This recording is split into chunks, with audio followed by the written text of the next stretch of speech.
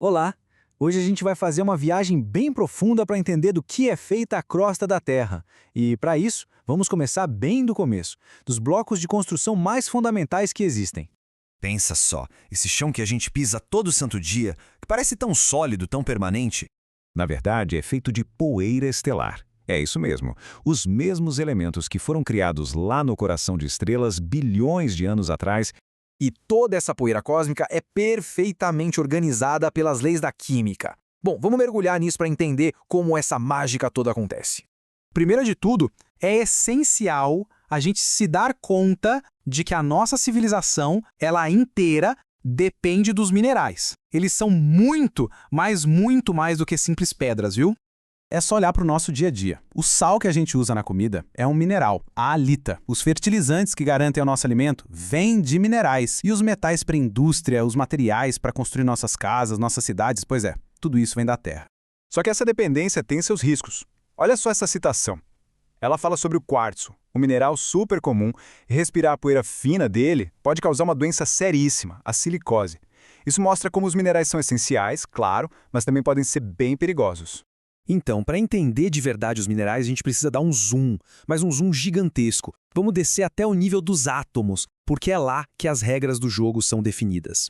E tudo começa aqui, ó, com o átomo. Ele é a menor partícula que ainda se comporta como um elemento químico. Pensa que é como se fosse a menor pecinha de Lego possível de um tipo específico.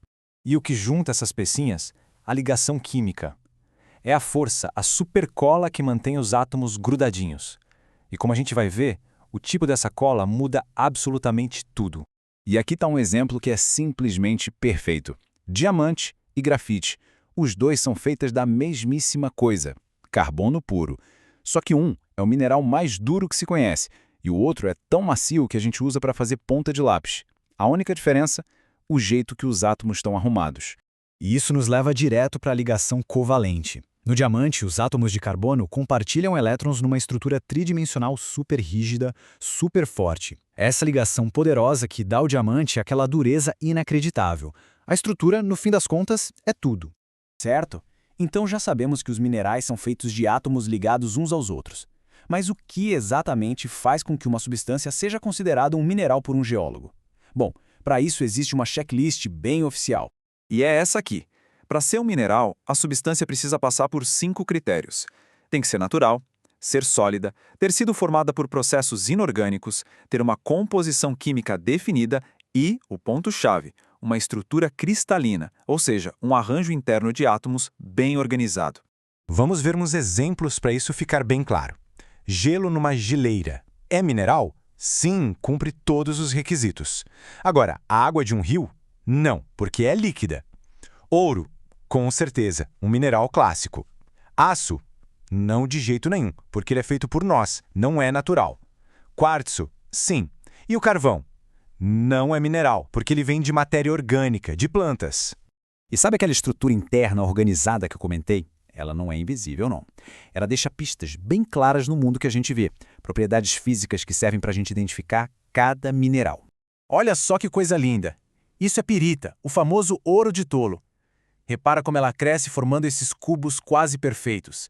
Essa forma externa é um espelho do arranjo cúbico dos átomos de ferro e enxofre lá dentro. Essa forma externa tem um nome técnico: hábito cristalino. É basicamente a manifestação visível daquela ordem invisível dos átomos. É quase como a impressão digital do mineral. Outra pista fundamental é o jeito que o mineral se quebra. Se ele se parte em superfícies lisinhas, seguindo planos de fraqueza interna, a gente chama de clivagem. Pensa na mica, que se desfaz em lâminas.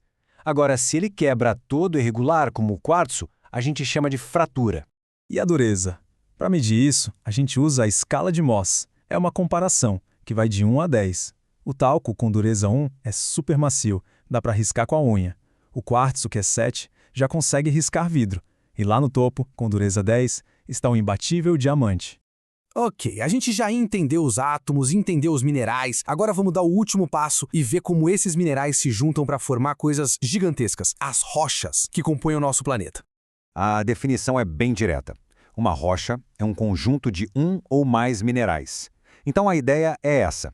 Se os minerais são os tijolos, As rochas são as paredes que eles constroem.